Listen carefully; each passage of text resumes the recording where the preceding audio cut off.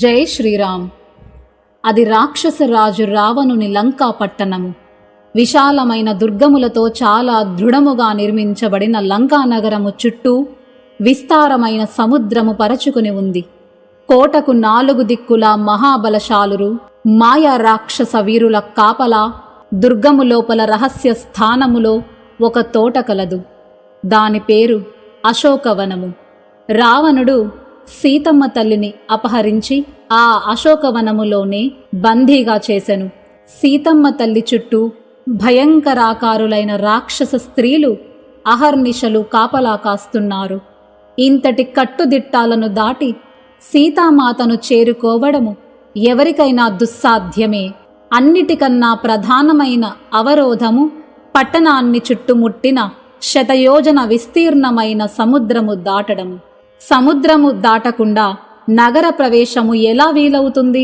దక్షిణ దిశగా బయలుదేరిన వానరులు ఎట్టకేలకు ఈ సముద్ర తీరాన్ని చేరారు. సముద్రము దాటడానికి మార్గము ఏది అన్నది అందరి ఆలోచన. అంగదుడు ఇలా అడిగాడు: వానర సేనాపతులారా, మీలో ఎవరు ఎంత శక్తిమంతులో, ఎవరెవరు ఎంతెంత దూరము లంఘించగలరో తెలియజేయండి. చేయవలసిన కార్యము అప్పుడు నిర్ణయించుకుందాము అని అనెను.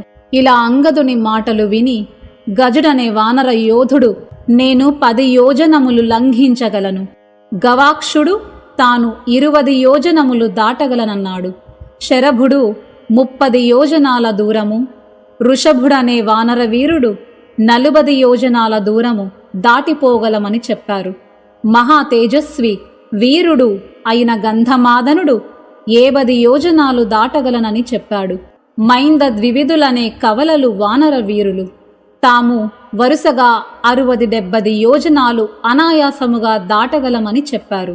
వానర వీరులలో వైద్య ప్రముఖుడుగా, ప్రముఖ సేనాపతిగా పేరొందిన సుషేనుడు 80 యోజనాల దూరమైతే అనాయాసముగా దాటగలనంటూ ధీమాగా చెప్పాడు. వానర వీరుల శక్తి సామర్థ్యాలు ఇలా ప్రకటించడం విని వృద్ధుడైన భల్లూక రాజు జాంబవంతుడు ఇలా చెప్పారు: మీరందరూ యువకులు, నేనా వయసు చేత వృద్ధుడనైపోయాను. ఇంతకుముందు యవ్వన కాలము నాటి శక్తి నాకు లేదు. ఒకనాడు శ్రీ మహావిష్ణువు త్రివిక్రమావతారము ఎత్తి ఒక్క పాదముతో భూమిని అంతా ఆక్రమించిన వేళ ఆ పాదానికి 21 మార్లు ప్రదక్షిణలు చేశాను. కాని ఇప్పుడు జవసత్వాలుడిగిపోయాయి. ఈ ముసలితనంలో 100 యోజనాలు దాటగలగడం నా వల్లనయ్యేనా? కాని 90 యోజనాల దూరము వరకు నిస్సందేహముగా దాటగలను. ఇంత మాత్రము నేను చెయ్యగలను అని పలికెను. అంగదుడు తన సేనలోని వారి మాటలకు అపరిమితముగా ఆనందించాడు. వానర వీరులారా, మీరందరూ ధన్యులు. శ్రీరాముని కార్యము సాధించడములో నేను నా వంతు చెయ్యగలను. ఒక్క గంతులో 100 యోజనాలు దాటి లంకకు చేరగలను. నాకు అంతటి శక్తి ఉంది. కాని అమ్మను దర్శించి తిరిగి మళ్ళీ వచ్చేందుకు శక్తి చాలుతుందా అన్నదే నా సందేహము. అందుకే ఆలోచిస్తున్నాను అని పలికెను. అంగదుని మాటలు వినిన జాంబవంతుడు ఇలా పలికెను: అంగదా, నీవు వానర రాజ్యమునకు యువరాజువు, మా సైన్యమునకు అధ్యక్షుడవు. నిన్ను ఏ విధముగాను ఏ కార్యానికి పంపడము ఉచితము కాదు. భార్యను భర్త రక్షించుకునే తీరులో మేము కూడా నిన్ను రక్షించుకోవాలి అని పలికెను. అప్పుడు అంగదుడు ఇలా పలికెను: మరి నేను వెళ్ళడము ఉచితము కానట్లయితే ఎవరింక సముద్రమును దాటగలిగిన వారు? మన సమస్యను సాధించే వీరులెవరింకా? ఈ ప్రశ్నకు సమాధానముగా హనుమ వంక తిరిగాడు జాంబవంతుడు. హనుమ కొంత దూరములో ఒంటరిగా నిశ్శబ్దముగా కూర్చొని ఉన్నాడు. జాంబవంతుడు ఇలా హెచ్చరించాడు: ఆంజనేయా, వీరాగ్రేసరా, ఎందుకీ రీతి నీవు చేష్టలుడిగి నిలిచావు? పవనతనయా, బలములో తండ్రికి దీటైన వాడవు. బుద్ధి, వివేకము, శీలములలో నీ గురువు సూర్యునికి సాటి అయిన వాడవు. నీ సాటి వీరుడు 3 లోకాలలోనూ కానరాడు. అనితర సాధ్యములైన ఘనకార్యాలను ఎన్నో బాల్యములోనే చేయగలిగిన వీరాధి వీరుడవు నీవు. నీవు తప్ప లంకానగరము చేరి సీతాదేవిని దర్శించి శుభవర్తమానముతో అనాయాసముగా తిరిగి రాగల వీరుడు మన సేనావారములో ఎవ్వరూ లేరు అన్నది నిశ్చయము. బాల్యములోనే ఆకాశమునకెగురగలిగిన నీకు ఈ 100 యోజనముల సముద్రము ఒక లెక్క? పావని, హనుమా, నీవు కిష్కింధ ప్రవేశించినది శ్రీరామచంద్ర భగవానుని సేవ చేయుటకే అన్నది మరువవద్దు. హరిప్రవీరా, లేవయ్యా, ఆబ్ది లంఘించు, అమ్మ జాడలు తెలుసుకుని తిరిగిరా అని పలికిన జాంబవంతుని మాటలకు హనుమ ఉత్సాహముతో లేచి నిలిచాడు. తాను సాధించవలసిన కార్యము గుర్తుకు రాగా ఒళ్ళు పులకరించింది. తన శరీరములోని అణువు అణువులో శ్రీరామచంద్రుని శక్తి నిలిచింది. ఆనందముతో భూమండలము అదిరి వణికేలా సింహనాదము చేశాడు. అలనాడు వామనునిగా అవతారమెత్తిన శ్రీ మహావిష్ణువు 3 లోకాలు ఆక్రమించడానికి త్రివిక్రమునిగా ఎదిగినట్లు తన శరీరాన్ని మహోన్నతముగా పెంచసాగాడు. మేరు పర్వతాకార సదృశమైన శరీరము ధరించాడు. ఆంజనేయుడు వానర వీరులతో ఇలా అనెను: వానరులారా, ఆందోళన వీడండి. నేను సముద్రమును దాటి లంక చేరి సీతామాత జాడనెరిగి తిరిగి రాగలను.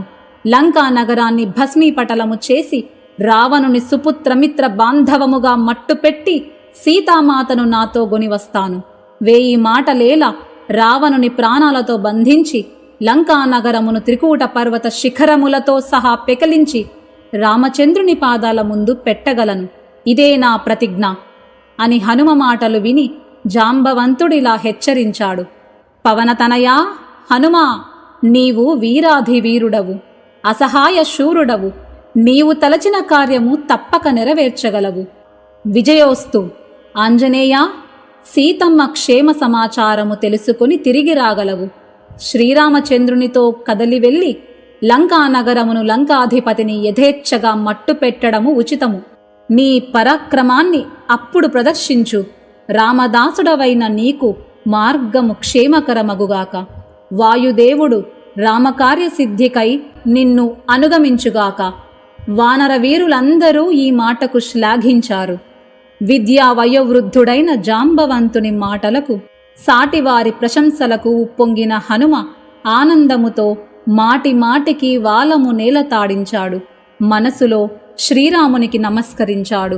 ఉదయ సూర్యకాంతులలో ఎర్రని హనుమ శరీరము మిలమిలా మెరిసింది.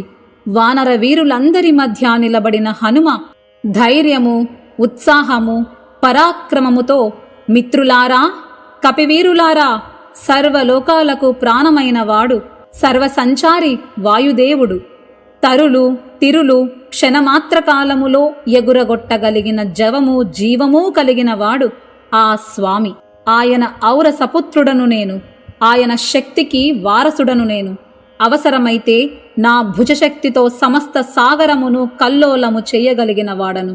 ఈ క్షణములో విశాలము అనంతములైన ఆకాశములో ఉన్నతమైన స్వరూపముతో ఎగిరి వెళ్తాను. కోసలేంద్రుని కరుణతో విదేహ రాకుమారి క్షేమ వర్తమానము తీసుకుని రాగలను. మీరు చింతింపవలదు అని పలికెను హనుమ. హనుమ మాటలు వినిన వానరులంతా జేజేలు పలుకగా జాంబవంతుడిలా పలికెను: ఆంజనేయా, సమస్త వానర కోటి నీ క్షేమము కోరుతోంది. మా అందరి చింత నీవు తీర్చావు. ఋషుల వరములు, వృద్ధ వానర వీరుల అనుమతి, శ్రీరామచంద్ర ప్రభువు కరుణ నీ మార్గము సుగమము చేయుగాక. నీవు లంకానగరము నుండి తిరిగి వచ్చునంత వరకు మేమందరము ఒక పాదముపై నిలిచి ఎదురు చూడగలము. మా జీవన రాజీవాలు నీ ఆగమ సూర్యోదయానికి ఎదురు చూస్తాయని మరువవద్దు అని పలికెను. హనుమ సాగరము దాటేందుకు ఎగురవీలుగా మహేంద్రగిరిపై నిలిచాడు. మనస్సును ఏకాగ్రతతో నిలిపి లంకను స్మరించి చూపు తిన్నగా నిలిపాడు. అరివీర మర్దనుడు సీతామాత జాడలు తెలుసుకొనడానికి ఆకాశ మార్గమున ప్రయాణము చేయడానికి ఉద్యమించాడు. శిరస్సు, మెడ ఎగువకు నిలిపి పాదాలు బలముగా నేలను ఆంచి ఒక్క గంతు వేశాడు. పర్వత శిఖరము వదిలి ఆకాశానికి ఎగసాడు. 2 గడియల వరకు మహేంద్రగిరి హనుమ చరణాల తాకిడికి వణికింది. వానరులారా, అంటూ హనుమ కేక పెట్టాడు. లంకలో సీత కానరాకుంటే అదే వేగముతో స్వర్గానికి చేరుతాను. అక్కడ జానకీమాత జాడ తెలియరాకుంటే తిరిగి లంక చేరి రాక్షసరాజు రావణుని బంధించుకొని తీసుకువస్తాను. కృతకార్యుడనై తిరిగి వస్తాను. ఇలా చెబుతూ ఎదురు వచ్చే విఘ్నాల గురించి ఏమీ చింతించకుండా ఉత్సాహముగా హనుమ ఆకాశ మార్గములో దక్షిణ దిక్కుగా కదలిపోయాడు.